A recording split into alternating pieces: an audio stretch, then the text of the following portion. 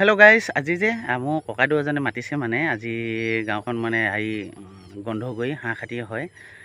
ককাইদেউ মাতিছে। ককাইদেউ মানে সতেশ্বৰ গোহাঁই বুলি কয়। তেখেতে মানে কি হ'ল চৰকাৰৰ ফালৰ পৰা কি হ'ল হাইব্ৰিড জাতীয় ধান এটা আনিছে। মানে ধান এটাটো মানে তেখেতে আনি কিনি খেতি কৰিলে আৰু মানে কি হ'ল আগতীয়া ধান আৰু তেওঁলোকে আজি কাটি আছে ধানটো আৰু মোক মাতিলে মানে আজি ধানটো মানে কেনেকুৱা হৈছে কি আছে ভাইটি চাই আহিছোঁ বুলি। আৰু সেই ককাইদেউৰ অনুৰোধত মানে মই পথাৰখন চাবলৈ আহিলোঁ আৰু কিমান ভাল হৈছেনো কিমান বেয়া হৈছে, ধানটোৰ নাম কি, কিমান প্ৰডাকশ্যন হৈছে আৰু কেনেকুৱা ধৰণৰ কি পাইছে, এই কথাখিনি আপোনালোকৰ আগত মানে ক'ব বিচাৰিম আৰু সম্পূৰ্ণভাৱে আপোনালোকক দেখাম আৰু আপোনালোকে চাই থাককচোন গাইজ। আৰু আজিকালি খেতি অবিহনেতো একো কাম নাখাতে, কাৰণ কেলৈ খেতি কৰিলেহে মানুহৰ মুখটো ভৰে, হয়নে বাৰু? সেইকাৰণে আপোনালোকক এই আগতীয়া খেতিটোৰ কাৰণে ধান খেতিটো আপোনালোকক দেখাবলৈ মই সম্পূৰ্ণভাৱে চেষ্টা কৰিম আৰু আপোনালোকে চাই থাকক গাইজ, এক ভিউ স্কিপ নকৰাকৈ।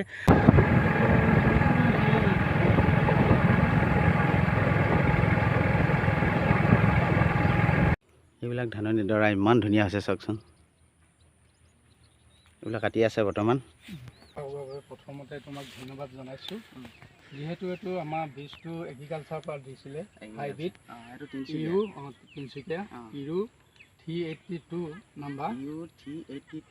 ধানটো মানে নামটো তেনেকৈ লিখা আছে।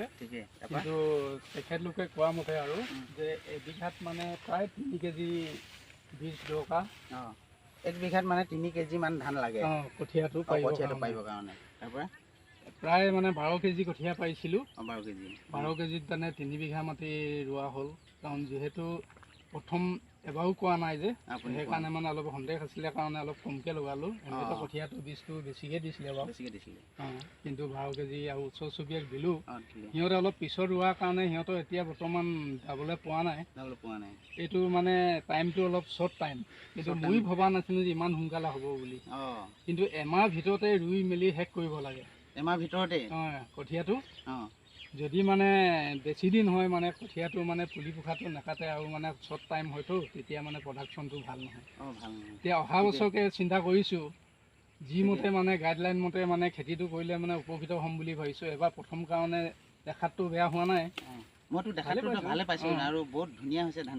কিন্তু অলপ বাম মাটি হ'লে মানে অলপ থোকবিলাক ছুটি হয়, কিন্তু দীঘল হ'ল দ হ'লে মানে দীঘল থোক হয়।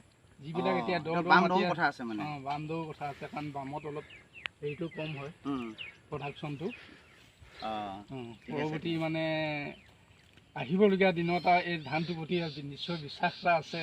আকৌ ৰাইজকো ক'ব পাৰিম যে কিছুমানে কয় এই হাইব্ৰিডনো কৰে না বুলি কয়, কাৰণ ওলাবলৈ থাকে নোলায়, ঠিক তেনেকৈ ধৰণে কয় ন। এবাৰ নিজে কৰি প্ৰমাণ কৰি ৰাইজক ক'ব পাৰিম।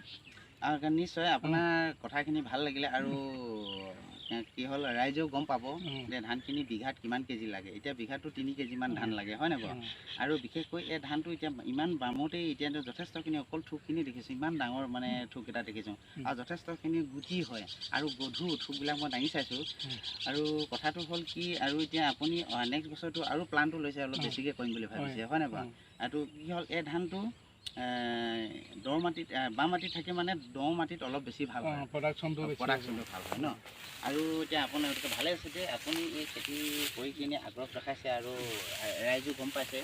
তাৰপিছত কথাটো হ'ল কি, আপোনাক দেখি আৰু আপোনালোকৰ গাঁওখনো যাতে আৰু 2-এজনে খেতিটো কৰক, যাতে উন্নতি হওক। কাৰণ কেলৈ খেতি অবিহনেতো আজিকালি কোনো কাম নাখাতে, হয় নহয়? আজিকালিতো আমাৰ এতিয়া মুঠিবিলাক আমি দাঙি চাইছোঁ চাওক কিমান গধুৰ, হয় নহয়? এতিয়া সঁচাকৈ ক'বলগীয়া আমি গাইজ এই খেতিটো কৰিব লাগে। আমাৰ এই গাঁৱৰ মানুহখিনি কি হ'ল জন্মৰ পৰাই মানে খেতিতে আমি ব্যস্ত, হয় নাই? আমি খেতিতে ব্যস্ত, খেতি নকৰিলেতো আমিতো ক'ৰ পৰা চলিম? আৰু কথাটো হ'ল কি, এনেকুৱাবিলাক ধান আপোনালোকে ৰোৱক, আগতীয়া ধান। আৰু দাৱনীবিলাকে ধান দাই আছে আৰু ধানখিনি সম্পূৰ্ণভাৱে মই আপোনালোকক দেখাবলৈ চেষ্টা কৰিম।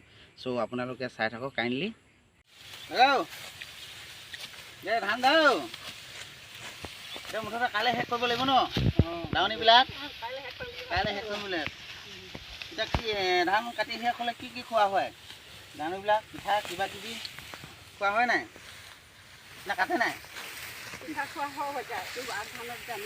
আগ ধানত নাখায়, পিছ ধানতে খায় তাৰমানে, শালি ধানত খায়। ঠিক আছে, এনেও ভালেই লাগিছে ধানখিনি দাই। ধানটোও ভাল আছে ন? ধানটো ভাল আছে। আমাৰ মানে যিটো এগ্ৰিকালচাৰ মানে বিষয়াক মানে ধন্যবাদ দিছোঁ আৰু ধন্যবাদ মানে সময়ত মানে নিমন্ত্ৰণ এটা কৰে। নিমন্ত্ৰণ এটা মানে তেখেতো ইয়াৰ পৰা একদম ধান দেৱাৰ পৰাই মানে একদম শুভেচ্ছা এটা জনাইছোঁ। শুভেচ্ছা জনাইছে ন? নে অহা বছৰটো বেছিকৈ কৰি দিয়ে? বেছিকৈ কৰিম। কেইবিঘামান ভবা হৈছে? অহা যোৱাত 6 বিঘামান কৰিম বুলি ভাবিছোঁ। এবাৰ এফালে চাই দিয়ে আকৌ অলপমান। আমি চাইছোঁচোন। চাহ কেনেহ'লে আৰু আমিও খাম আৰু একেবাৰে ধানখিনি ক্লিয়াৰ কৰিলোঁ, মোনা চোনা মাৰক আজি খাবৰ কাৰণে আশা কৰিলোঁ আৰু খাম। আমাৰ সেই বহুতো অনুৰোধত মানে 1 মুঠিমান যেন তেন ডালোৱা বিৰাট গধুৰ ধানখিনি 1 মুঠিহে দাব পাৰিলোঁ আৰু আজি যে আমাৰ এই কইদেউ অনুৰোধত আহিলোঁ, তেখেতে আপোনালোকৰ আগত গোটেই কথাখিনি ক'লে ধান খেতিৰ বিষয়ে, আৰু যথেষ্টখিনি ধানখিনি বহুত ভাল হৈছে। আৰু মই নিজেও 2 মুঠি কাটি চালোঁ, আৰু মুঠিটো বিৰাট গধুৰ। মানে কি হ'ল আপোনালোকৰ গাইজ কি হ'ল, এই ধানটো আপোনালোকে লগাব একদম নিশ্চয় বহুতখিনি প্ৰডাকশ্যনটো পাব। ধানটোৰ নাম কি আছিলে আৰু এবাৰ কৈ দিয়কচোন। U382 ধানটো আপোনালোকে গাইজ একদম 100% খেতিটো কৰিব, আৰু আপোনালোকে দুবেলা দুসাঁজি একদম ভাল ধৰণে খাবলৈ পাব। আপোনালোকে জীয়াই থাকক, আৰু কথাখিনি আপোনালোকক সম্পূৰ্ণভাৱে দেখালোঁ, আৰু ভিডিঅ'টো ইমানেই